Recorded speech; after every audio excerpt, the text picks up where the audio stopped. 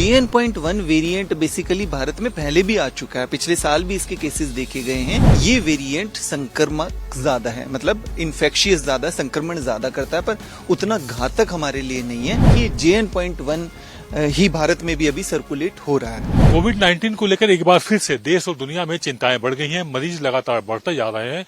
अगर हम Hong Kong, China, Thailand की बात करें तो वहां तो संख्या मरीजों की बहुत ज्यादा है, लेकिन भारत में भी जब टेस्टिंग शुरू हुई तो काफी ज्यादा मरीज हर दिन बढ़ते चले जा रहे हैं।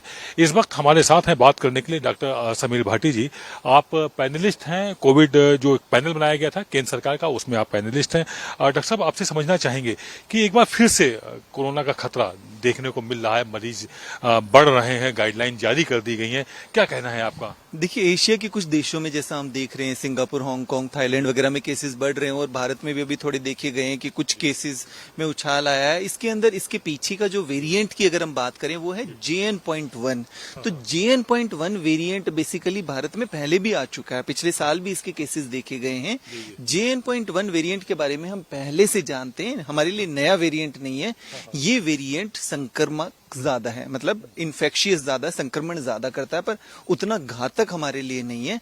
अपर रेस्पिरेटरी ट्रैक्ट इन्फेक्शन करता है, मतलब आपका गला खराब करेगा, आपको बुखार होगा, सर दर्द, इस तरह के लक्षण होंगे, लंग्स तक आपके नहीं पहुंचता है। तो इसको वैसे WHO ने पहले भी वेरिएंट ऑफ इंटरेस्ट कहा है, तो ये बहुत ज्यादा घातक तो नहीं है। और फिलहाल जैसे यहाँ पर भी जो सीक्वेंसिंग हुई है ये जानने के लिए कि कौन सा वेरिएंट है, तो उसमें भी पाया गया है कि ये JN.1 ही भारत में भी अभी सर्कुलेट हो रहा है। बहुत चिंता की जरूरत इसलिए नहीं, आपने कहा कि बहुत गंभीर नहीं है, लेकिन फैलता बहुत तेजी से, तो ऐसे में किस तरह की सावधानियां जरूरी हैं? बिल्कुल, देखिए, इसमें हम सावधानी पे हमेशा ये बात करते हैं कि जो लोग कोमॉर्बिड है, जैसे पहले भी कहते थे, जिनको पहले कोई ना कोई गंभीर बीमारियां हैं, हार्ट, लिवर, किडनी से संबंधित, ट्रांसप्लांट के पेशेंट है या जिनका इम्यून सिस्टम वीक है, बुजुर्ग जो लोग हैं और छोटे बच्चे जिनकी उम्र 1 साल से कम है, उन लोगों को थोड़ा विशेष तौर पर ध्यान रखने की जरूरत है। और ध्यान की भी बात करें तो सिर्फ ये ध्यान रखना है कि अगर उनको छोटे मोटे कोई लक्षण है तो अपना जांच करा के ये देख लें कि कहीं उनको कोविड से संक्रमण हुआ है कि नहीं है। इसके अलावा जो हेल्दी लोग हैं, जिनको पहले से कोई प्रॉब्लम नहीं है, पर अगर उनको कोई लक्षण आते हैं जैसे जुकाम, खांसी, बुखार, तो वो मास्क पहने ताकि वो ऐसे इंसान को लक्षण ना दे, सिम्टम ना दे, संक्रमण ना दे जो बुजुर्ग हैं, क्योंकि उनको थोड़ी प्रॉब्लम ज्यादा हो सकती है। साथ ही साथ जैसे कि एक फ्लू की वैक्सीन आती है, वो जो बुजुर्ग लोग हैं वो अपने डॉक्टर से बात करके वो फ्लू की वैक्सीन ले सकते हैं। और सबसे ज्यादा जरूरी है अपनी इम्यूनिटी पे काम करते रहें, और इम्यूनिटी पे काम करने के लिए जरूरी है कि अपनी डाइट का ध्यान रखें, जिसमें विटामिन सी की मात्रा ठीक तरीके से हो, मतलब सिट्रस फ्रूट, खट्टे फ्रूट वगैरह, आंवला वगैरह, इनका आप इस्तेमाल करें। अपनी गट का ध्यान रखें, मतलब अपने पेट का, जिसके लिए प्रोबायोटिक, दही वगैरह, लस्सी और ये सब का ध्यान रखें।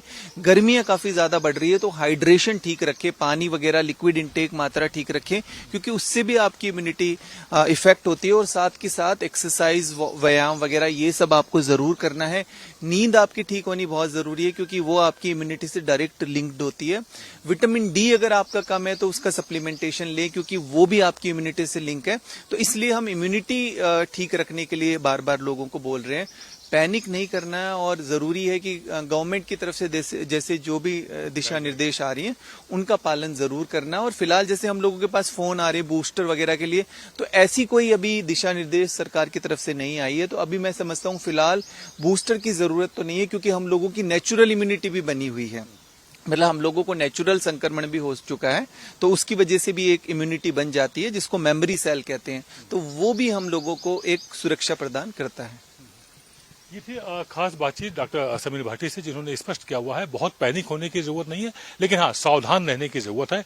अपने इम्यून सिस्टम को मजबूत करें, विटामिन सी लेते रहें, और जो भी एडवाइस जारी हो गवर्नमेंट की तरफ से, डॉक्टर्स की तरफ से, उसका पालन करें।